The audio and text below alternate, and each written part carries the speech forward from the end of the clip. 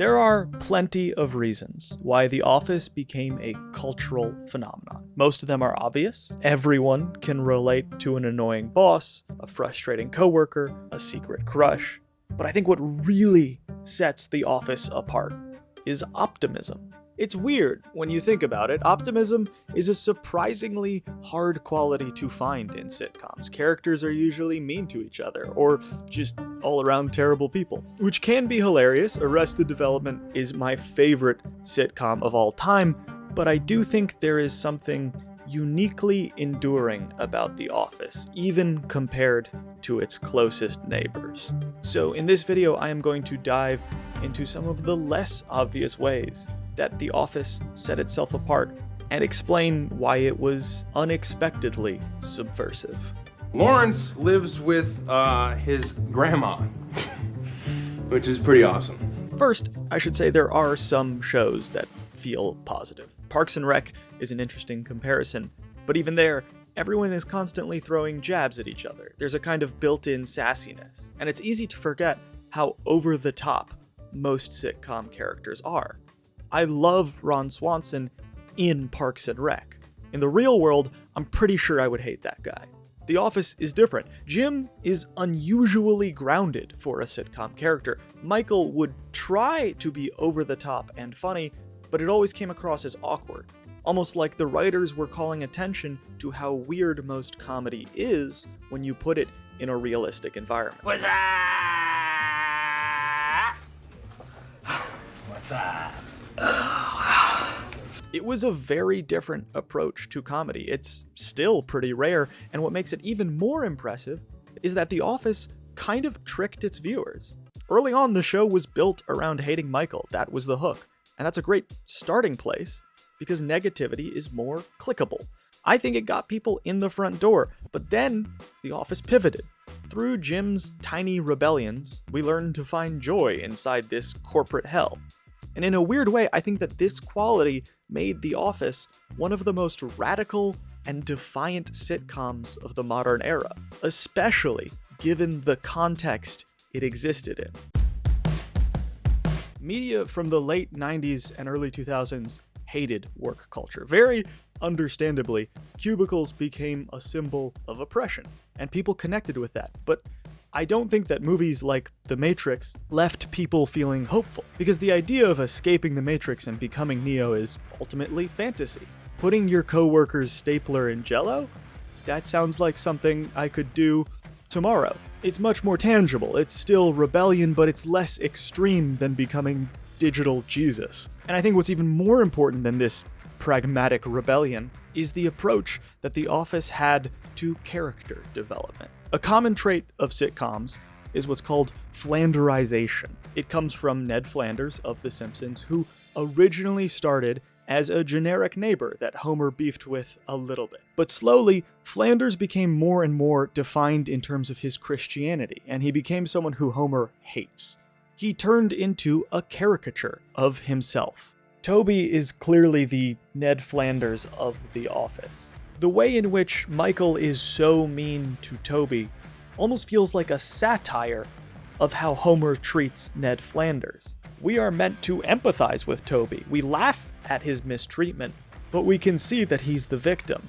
Flanders is so much more one-dimensional, and that's something that naturally happens to sitcoms over time. But somehow, The Office resisted that trend. So many characters were expanded upon across the show's run, but I think the clear frontrunner here is Michael. It takes time for us to learn that he has a good side, and I give so much credit to the writers for choosing to do that, because it would have been so easy to make Michael the villain. That's sort of what he is at the beginning, but they immediately start hinting at who Michael might become, and the depth of his personality is revealed in such a unique way. One feature of this show that was obviously hugely influential was its mockumentary format. The Office did not invent this concept, but it definitely popularized it. This style of camera work became a definitive staple of sitcoms following in the wake of The Office. However, I think The Office did it best. Unlike other imitators, The Office uses its format to actually affect the behavior of characters like Michael. We can see little moments of Michael's self-consciousness in the very first episode when he pulls back on an offensive joke right after he remembers that he's being filmed. Take it out.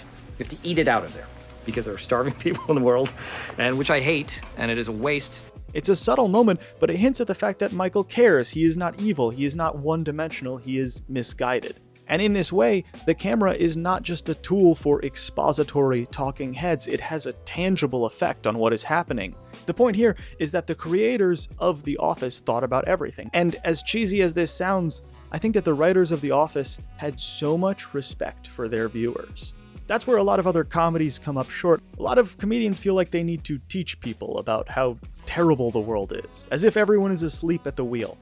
I think The Office put in the effort to treat its viewers as intelligent people who are already painfully aware of how terrible life can be. They came to watch a sitcom in order to escape from all that. But that doesn't mean that The Office was devoid of meaning.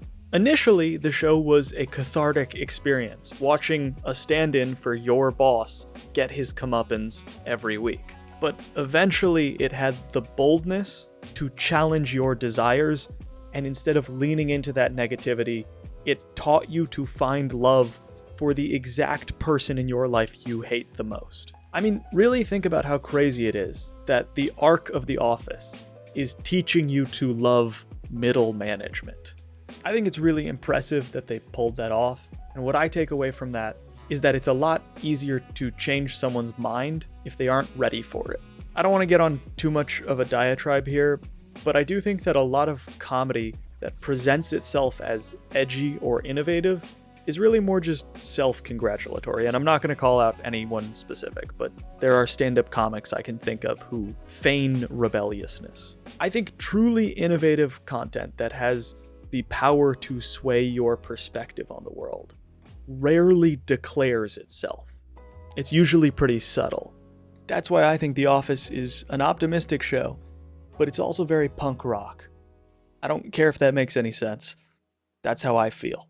This is gonna feel so good getting this thing off my chest. Thanks for watching the video. Hope you enjoyed it. I've got some awesome new Patreon-esque things going on. You can get early videos and longer versions of these discussions. You can click the join button below to check that out, get some more info. If not, I'm so glad you watched this video all the way through. That's already pretty awesome. So thank you, and I'll see you in the next vid.